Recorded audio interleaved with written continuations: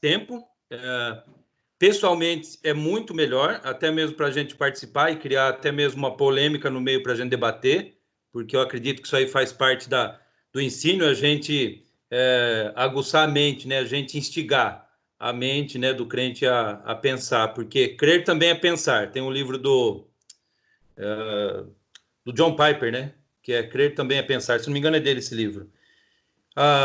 O que nós vamos começar agora foi proposto aí pelos irmãos de Macatuba, tão conhecido 5 pontos do calvinismo, tá?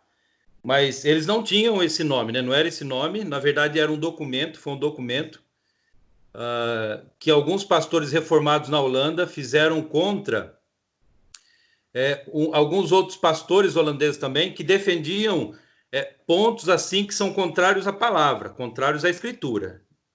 E o primeiro ponto é que eles rejeitavam assim que o homem era plenamente corrupto, que é o primeiro ponto que nós vamos tratar, que é a depravação total. Nós vamos tentar entender um pouco o termo, vamos ver a sigla que é usada para ele, e tem um símbolo interessante, né? O 5 pontos do calvinismo também é chamado de tulipa, aquela flor tulipa. É por isso que muita gente tem site assim de igreja presbiteriana, igreja reformada, coloca uma tulipa como símbolo, tá? E no inglês, tulip, que aí nós temos assim as primeiras palavras dos 5 pontos, né? Que é o T, não vou falar em inglês aqui, mas que é total depravação. O U, que é inconditional, né? Election, que é eleição incondicional. Limit, expiação limitada, ou seja, Jesus morreu por todos. Vamos já começar a instigar aqui os irmãos. Primeiro ponto, total depravação, depravação total. Será que todos pecaram e será que pecaram um pouco ou pecaram plenamente? Qual é a amplitude do pecado? A origem do pecado? Se afetou todo o ser humano, ações, intenções, emoções? O segundo ponto, que é uma eleição incondicional, será que Deus se baseou na minha fé prevista? Muita gente crê que Deus se baseou lá desde toda a eternidade de que um dia eu iria crer. E eu até acredito que possa haver alguém aqui que ainda creia nisso, que não, Deus viu que ia crer. E é por isso que o calvinismo vai dizer que a eleição é incondicional. Ela não depende de nenhuma fagulha de justiça do homem, porque não tem, nós vamos ver isso aí. A graça, a expiação, ou seja, o sacrifício de Jesus foi para todos os seres humanos, em geral, indistintamente, ou foi para um povo eleito? Tá? A expiação dele. Né? A graça é irresistível. Será que quando há a pregação do evangelho, o Espírito Santo age no coração do pecador, será que o pecador pode vencer a ação do Espírito Santo no seu coração? Então, esse é o quarto ponto. O quinto ponto, que é o P, que é perseverança de todos os santos. É a pergunta que ajuda-se a entender. Será que o crente perde a salvação? Né? Então, são perguntas que ajudam a gente a entender melhor assim os 5 pontos do calvinismo. Lembrando que foi um documento escrito em contraponto com aqueles que não criam nisso, tá ok? Mas o primeiro ponto que foi me dado foi sobre a depravação total, né? E é interessante, não sei por que me deram esse ponto aí, não sei se porque eu sou depravado totalmente assim, mas me deram esse ponto sobre a depravação total. Primeiro ponto que eu quero deixar claro para os irmãos é o que significa ser a depravação total. Vocês estão me ouvindo? Boa. Estão me ouvindo aí? Tá bem? Tá sim. Tá. Então tá. A depravação total, o que não significa, né?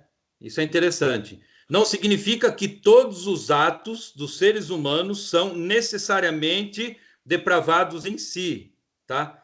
Porque quando nós olhamos para o ímpio, ele consegue, por exemplo, amar a esposa, ele consegue ser um bom pai. Então, há algumas fagulhas ainda da imagem de Deus no ser humano. Então, depravação total não significa que todos os homens cometerão plenamente todos os pecados aos quais ele tem na sua mente ou no seu coração, tá? Há uma graça geral de Deus que restringe esse mal, né? Então, só para a gente entender, a princípio, assim, eu não vou sair por aí falando assim, não, que todos os atos são depravados, porque tudo que a gente faz é depravado. Na ação, nós temos algumas fagulhas, alguns lampejos de bondade, e nós vamos ver que isso procede da graça restringente de Deus nesse mundo, né? E o próprio Deus restringindo o mal, senão seria impossível viver em um mundo de pecadores como nós vivemos, tá? Então nós temos que entender isso aí. Algumas perguntas que são importantes para a gente começar a tratar o assunto é o seguinte: eu vou perguntar e eu quero que vocês me respondam. Estão todos ouvindo, tá? Abre o microfone. Você é um pecador? Sim. Sim. Sim, sim. Sim, isso. O Amaury não é, tá? Mas tá. Então você é um pecador. Quando você pergunta isso para alguém, vamos dizer assim, 98% das pessoas vão dizer o que também? Sim. Sim ou não? É um pecador? 98% vai dizer que é ou não é pecador? Sim. Sim. Eles vão dizer. Afinal de contas, qual que é o argumento deles? Quem não peca? Né? Só que até mesmo o termo pecar, a gente abrandou tanto o termo pecar que hoje nós chamamos de falha, erro, incoerência minha. Pode ver que até mesmo o termo pecado caiu em desuso, tá? Tirar o peso dessa palavra. E essa palavra é pesada, tá? Tá bom, você me responde que você é um pecador. Aí eu pergunto assim, quão pecador você é? Vocês estão entendendo que eu estou limitando, eu estou funilando você? Eu pergunto para você, quão pecador você é? Se você pudesse comparar alguém, a quem você se compararia? Você se compararia a Hitler? Sim. Você se compararia a Hitler? Sim ou não? Agora apertou, hein? Agora aperta. Por quê? Isso é importante a gente saber, para a gente saber assim, o que foi o pecado de fato. Eu já vou entrar no texto bíblico que vai ser Romanos, Salmos, Eclesiastes, a gente vai trabalhar um pouco essa questão aí. Aí eu pergunto para as pessoas, desde quando você é pecador? É outra pergunta que vai funilando. A Igreja Católica, por exemplo, diz que nós temos a idade da inocência até os 7 anos de idade. E eu digo para vocês que muitas igrejas evangélicas também acreditam nisso. Tá? Outra coisa, contra quem você peca? O pecado, em última instância, é contra quem? Né? Raramente as pessoas vão dizer que é contra Deus, uma pessoa que não tem o conhecimento. Aí uma outra pergunta que a gente funila um pouco mais para a gente entrar na questão. O que você merece? Qual é o merecimento do seu pecado? Quanto seria o tempo da sua pena? Qual seria o tempo da sua pena por ter pecado? Né? E a origem do pecado? São perguntas, assim, irmãos, que são relevantes para a gente entender o assunto, tá ok? E agora nós vamos para Romanos capítulo 3. Abra aí Romanos capítulo 3. Por que eu peguei Romanos? Romanos, ele vai fazer, assim, um apanhado, tá? Bem abrangente do que diz o Antigo Testamento. 3, Romanos capítulo 3, isso. Só que antes de irmos para o capítulo 3, vai para o capítulo 1, a gente vai andar um pouquinho, só para a gente mostrar que o que Paulo disse, ele não disse por si só. Ele está montado nos lombos dos profetas, nos lombos daqueles que escreveram o Antigo Testamento. Olha só o que ele diz. No capítulo 1, uma coisa importante, quando você for estudar a Bíblia, vê as referências que eles têm de outras escrituras do Antigo Testamento, até mesmo de alguém que falou no Novo Testamento. Mas olha só, o capítulo 1 de Romanos, Paulo vai apresentar o Evangelho, né? Ele foi separado para esse Evangelho. O verso 2 do capítulo 1, ele fala assim, o qual foi por Deus outrora prometido por intermédio dos seus profetas, aonde? Nas Sagradas Escrituras. Isso. Esse é um ponto importante, tá? Aí você anda um pouco mais, você vai lá para o capítulo de número 2, né? Melhor, número 3. Olha só o verso 4. De maneira nenhuma, seja Deus verdadeiro e mentiroso todo homem, segundo está escrito, tá? Olha o capítulo 3, o verso 10. Como está escrito. Olha só o capítulo 3, o verso 21.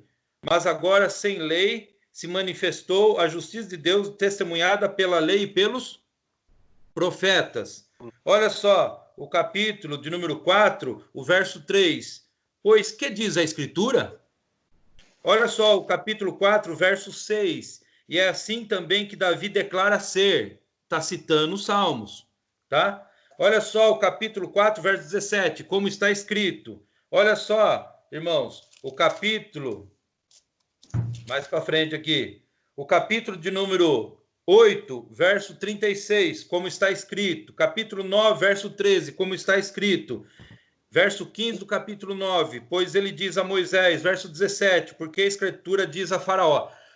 Por que eu tenho que saber isso? Para saber qual é a base a qual eu vou tratar a questão da depravação total ou qualquer outro tema bíblico que nós vamos estudar aqui. Ou seja, a base que eu tenho deve sair da própria Escritura. A Escritura, ela interpreta a própria Escritura. Então, a própria Escritura vai referendar, né? Ela vai ratificar aquilo que foi dito no Antigo Testamento. Os apóstolos, eles usavam o Antigo Testamento para ratificar o ensinamento, para dar base para o seu ensinamento. Então, primeiro ponto, o que nós vamos ver é bíblico e não é algo novo, é algo antigo que está narrado na Sagrada Escritura do Antigo Testamento, ou seja, a questão do pecado não é algo novo, a questão do pecado não é algo desconhecido ao homem, muito pelo contrário, nós vamos ver que a questão do pecado está desde Gênesis capítulo 3. E o capítulo 3 de Romanos é o capítulo ao qual eu quero, assim, mais chamar a atenção dos irmãos. Olha aí o capítulo 3, quando Paulo diz no verso 9 até o verso de número 18, presta atenção nas citações que eu vou ler agora, para a gente entender melhor. Ó, que se conclui, temos nós qualquer vantagem? Não, de forma nenhuma, pois já temos demonstrado que todos, tanto judeus como gregos, estão debaixo do pecado. Há uma linha que vai equalizar todos os homens, é o pecado, tá? Por que Paulo começa assim, o verso de número 9? Porque no capítulo 1, ele vai falar da depravação no meio dos gentios. Quem eram os gentios? Aqueles que não tinham a revelação especial de Deus do Antigo Testamento. Para ficar mais fácil, havia apenas judeus e gentios. Os judeus, eu vou usar o termo Bíblia, esse não é o termo correto, mas para a gente entender melhor, os judeus, eles tinham a Bíblia, eles tinham a palavra de Deus, eles tinham a lei, os profetas e os escritos na mão, né? Então, eles sabiam, eles tinham uma revelação especial de Deus. Só que os gentios, eles não tinham a revelação especial de Deus. E pode-se passar na sua mente de que existe o indígena inocente, aquele que vive sozinho numa ilha, com a família, nunca ninguém foi pregar o evangelho, e você pode cair na tentação de achar que existe uma tribo que não tem a culpa diante de Deus. Por isso que Paulo escreve o capítulo 1 inteirinho, falando que a culpa está também naqueles que não tinham a revelação especial de Deus, mas tinham a revelação geral, que é o que? A criação.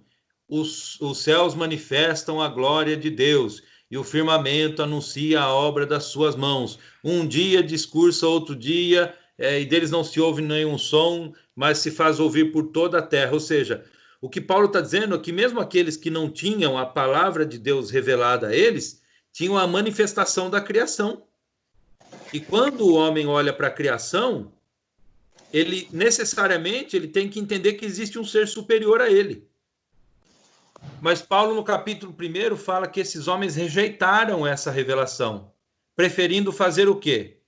preferindo dar culto às criaturas, às coisas que foram criadas, e não deram glórias a Deus. E isso foi deliberadamente, ou seja, fizeram de caso pensado, rejeitaram a Deus conscientemente, ou seja, não existe o mito do indígena inocente.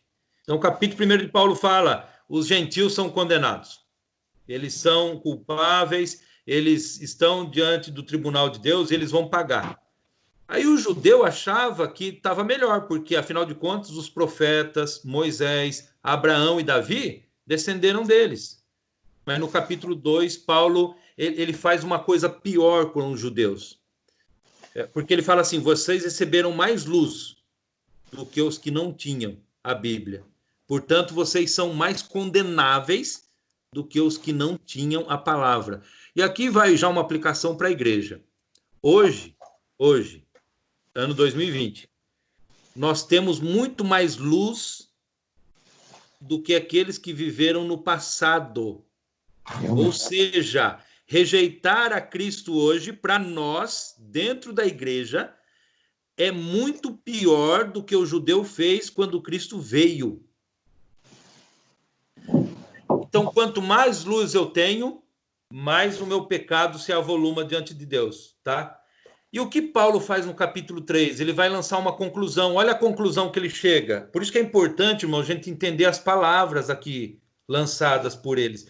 Não foram palavras igual Chico Xavier, que psicografava as coisas, mas são palavras proposicionais, ou seja, há um fundamento, há um argumento, há uma base para isso. Olha o verso 9, vou repetir, que se conclui. É tipo assim, eu conversando com você e eu debatendo com você, e você fala, não sou pecador.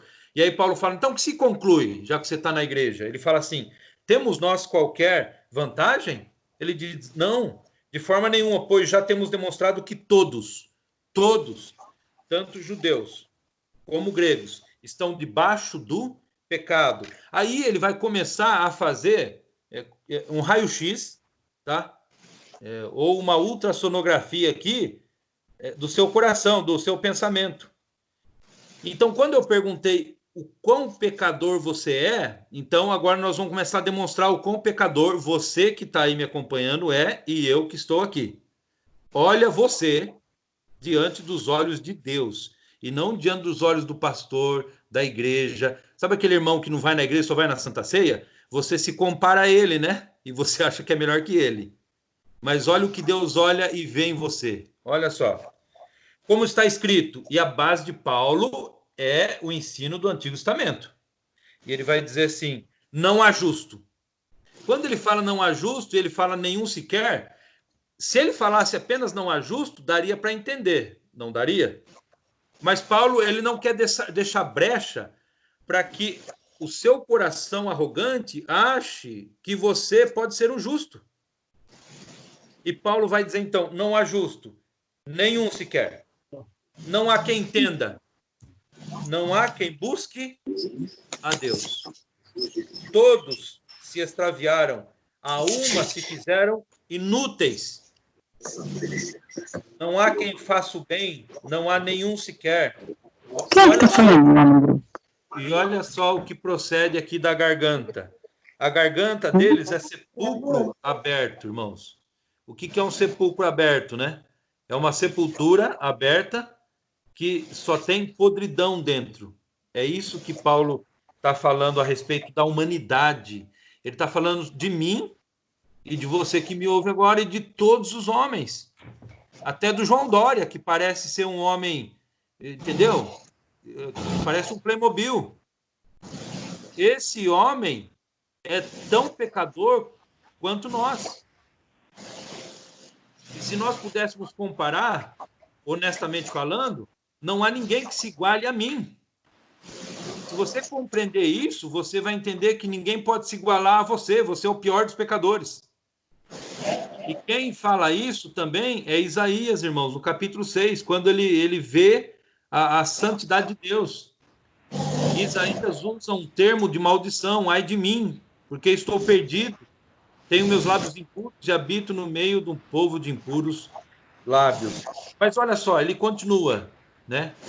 Vou pedir para alguém aí fechar o microfone, que eu acho que tá saindo som aqui, né? Alguém tá raspando o queijo aí, ó. Aí. A garganta deles é sepulcro aberto.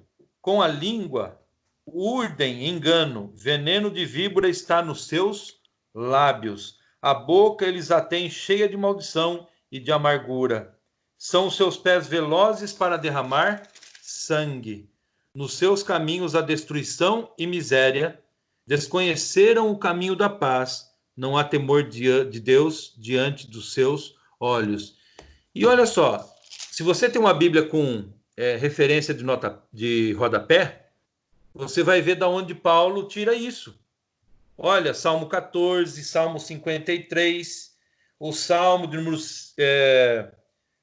número 5, verso 9, Salmo 140, verso 3. Aqui também nós temos Salmo 10, verso 7, Isaías 59, 7 e 8. Então, todo ensinamento sobre o pecado já estava contemplado no Antigo Testamento.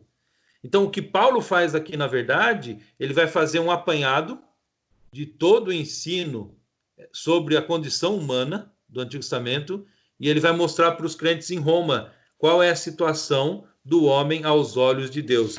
Então, entendam bem isso. É a situação do homem aos olhos de Deus, e não a situação do homem aos olhos humanos. Isso é importante. E por que, irmãos, o pecado é tão abrangente e ele é tão repugnante? Porque o pecado foi contra o santo, foi contra o Criador. O pecado foi contra aquele que fez todas as coisas santas, perfeitas, boas. E quantos pecados foram necessários para mandar o homem para fora do jardim do Éden, do paraíso? Apenas um pecado. Não, Adão não adulterou, não tinha ninguém até para adulterar. Adão não se embriagou. Adão ele não tinha tráfico de drogas ali. Adão não tinha homossexualismo ali. Adão não tinha nada disso. Foi apenas um pecado que condenou toda a raça humana. E até que ponto chega os efeitos do pecado? Por isso que nós chamamos de depravação total. É agora que é importante entender o termo, depravação total.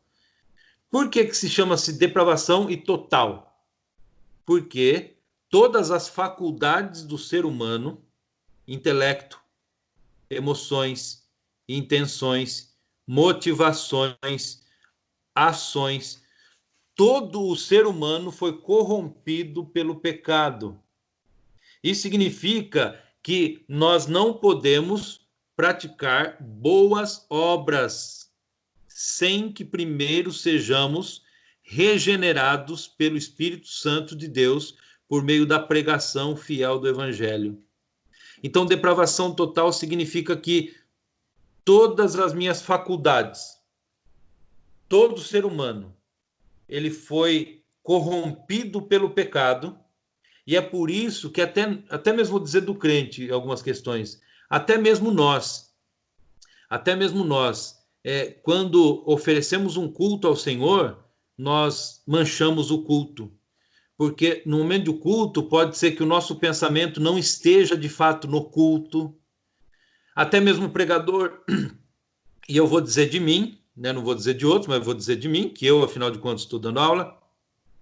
Mas até mesmo quem prega, meus irmãos, pode até mesmo acontecer de que a intenção de pregar, a motivação de pregar, no início seja correta, e ela pode permanecer correta.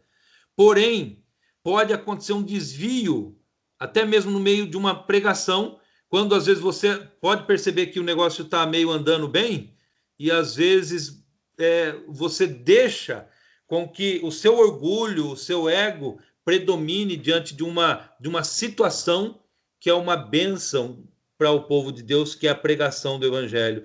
Então, até mesmo nós, que já somos salvos, temos ainda fagulhas do pecado, ou seja, ainda carregamos a natureza ainda pecaminosa. Mas o que dizer, então, daqueles que não têm a graça regeneradora do Espírito Santo de Deus. Estes, irmãos, a única coisa que eles sabem fazer é pecar contra Deus. Ah, mas tem um marido que ama a esposa. Sim, mas tudo que ele faz é corrompido pelo pecado.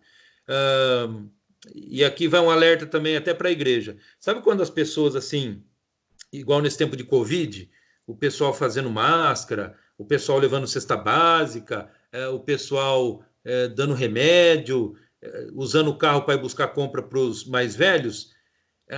Esse ato, se fosse o ato apenas em si, ele seria bom.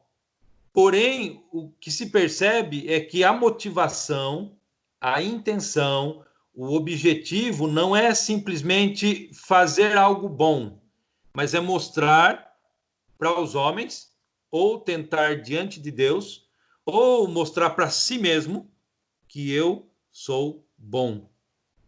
Então, o que é a depravação total? Todo ser humano foi corrompido pelo pecado.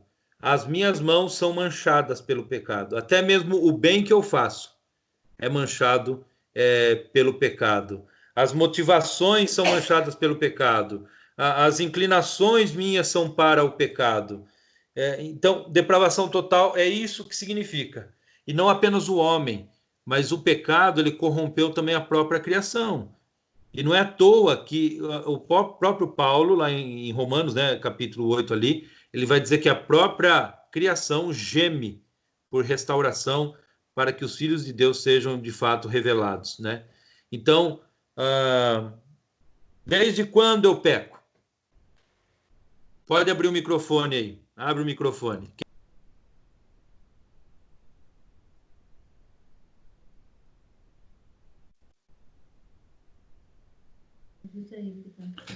Ô, Cláudio, o seu microfone está no mudo. Você foi abrir o seu, mas já estava aberto. Ah, tá. Então vai. Tá. Peco porque sou pecador ou sou pecador porque peco? É uma pergunta bem antiga, né?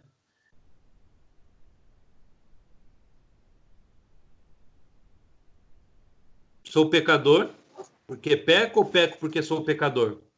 Qual das duas? Peco porque sou pecador. Isso, peco porque sou pecador. E por que isso aí é importante nós sabermos, irmãos? Porque a origem do nosso pecado já está desde a concepção. Se a outra fosse verdadeira, então uma criança, por exemplo, no ventre, ela recebe o pecado original de Adão. Mas ela necessariamente, literalmente, ela ainda não pecou. Ela não cometeu um ato ainda. Mas ela recebe a culpa do pecado por meio do que Adão fez no Jardim do Éden. Então, o que nós devemos entender é que hoje a nossa natureza ela é pecaminosa. Deus não criou o homem com natureza pecaminosa. A natureza pecaminosa não faz parte do dós, né, do ser humano, da essência do ser humano.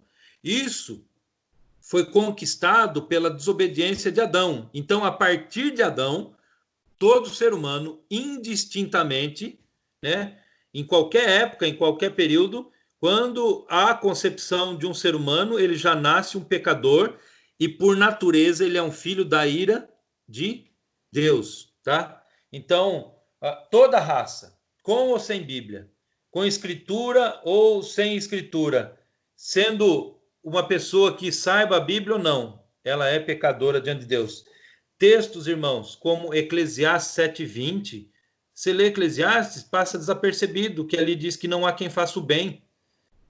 O próprio Eclesiastes ali fala sobre isso. O livro dos Salmos, o livro poético, fala muito sobre a depravação humana, sobre o pecado, a condição do ser humano sem Deus, sem Cristo. Os Salmos, Isaías, capítulo 64, nós temos ali também Jeremias 17, enganoso é o coração e mais corrupto do que todas as coisas. Quem o conhecerá?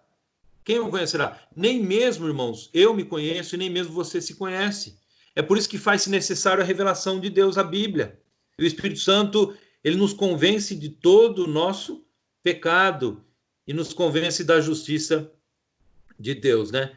Então, A depravação total é o primeiro ponto para a gente entender contra quem nós pecamos, contra Deus. É por isso que o pecado é terrível. E tem esse livro aqui, Justiça Eterna. Horatius Bonar é um pastor presbiteriano escocês, tá ok? Ele viveu lá no século XIX, né, 1800 e pouco, tá? Ele escreve uma coisa importante, olha só como nós temos tratado hoje o pecado, ó. O homem sempre tratou o pecado como uma desgraça e não como um crime. Presta atenção, o pecado não é desgraça. A desgraça é consequência, mas o pecado é um crime. E é por isso que foi necessário um aspecto judicial, por isso que Cristo teve que morrer. Porque Deus não aceita pecador a não ser por meio do sacrifício de Cristo. Portanto, aquela palavrinha lá, Deus odeia o pecado, mas ama o pecador, é um engano. Isso é o maior engano que já inventaram na face da terra. E olha só o que diz assim, o homem tem o pecado como uma doença e não como culpa. Irmãos, o pecado não é doença, o pecado é culpa. As doenças são consequências da queda. Tem como um caso médico, não como um caso judicial. Isso foi escrito em 1800 e pouco. O pecado, ele é um crime. O pecado, ele não é doença, mas uma culpa. O pecado não é algo médico, mas sim é um aspecto judicial. Nisso reside a essência da imperfeição de todas as religiões ou teologias meramente humanas. Ou seja, ou a gente trata o pecado como a Bíblia trata, de maneira séria e severa, ou nós vamos estar enganando pessoas a respeito de Deus e a respeito de si mesmo. E ao invés da igreja levar pessoas a Cristo, na verdade, muitas vezes a igreja, com as suas mensagens assim, mais, como posso dizer, mais adocicadas, elas estão assim, bajulando o egocentrismo humano, a rebelião humana, coaching, escreveram coaching, é isso mesmo. Ao invés de procurar coaching, você deve procurar estudar mais a Bíblia e entender os aspectos sérios e severos do pecado, o que ele causou, o que ele influenciou, o que ele contaminou. Então, se nós não entendermos o pecado como de fato ele é, nós, na verdade, estaremos juntando pessoas numa reunião até gostosa, até interessante, porém nós estamos reunindo pessoas, massageando os seus egos, e as pessoas continuarão ainda caminhando para a condenação eterna, né? E o que nós merecemos? A morte. Nós merecemos a morte. Não existe, o pecado não a Bíblia não diz que você está doente. Efésios capítulo 2, Paulo diz que nós estamos mortos em nossos delitos e pecados, nos quais nós andávamos outrora segundo o curso do mundo, de Satanás e de nosso próprio desejo. E aí ele fala, e por natureza nós somos filhos da ira, como também todos os demais. Mas Deus, sendo rico em misericórdia, por causa do grande amor com que nos amou, enviou Cristo para morrer pelos nossos pecados. Amados, o tempo é curto, tá? São 8h32, né? Eu preferia estar pessoalmente com vocês, o assunto abrange muito mais do que isso. Tentei pincelar um pouco para os irmãos, né? Mas eu espero assim que tenha sanado assim pelo menos alguma dúvida com relação ao pecado. Alguma coisa, pelo menos, eu gostaria que você compreendesse. Leia Romanos do 1 ao 3. Leia muito Romanos do 1 ao 3, que ele vai tratar a questão do pecado, da depravação total e mundial, o que ela abrangeu. E é por isso que Paulo começa o capítulo 1 falando da necessidade do evangelho. Tá? E aí ele fala, nós necessitamos do evangelho porque a ira de Deus se revela do céu. E todos os homens estão debaixo do pecado. E somente Cristo pode dar solução para o nosso pecado. Eu não sei se algum irmão tem alguma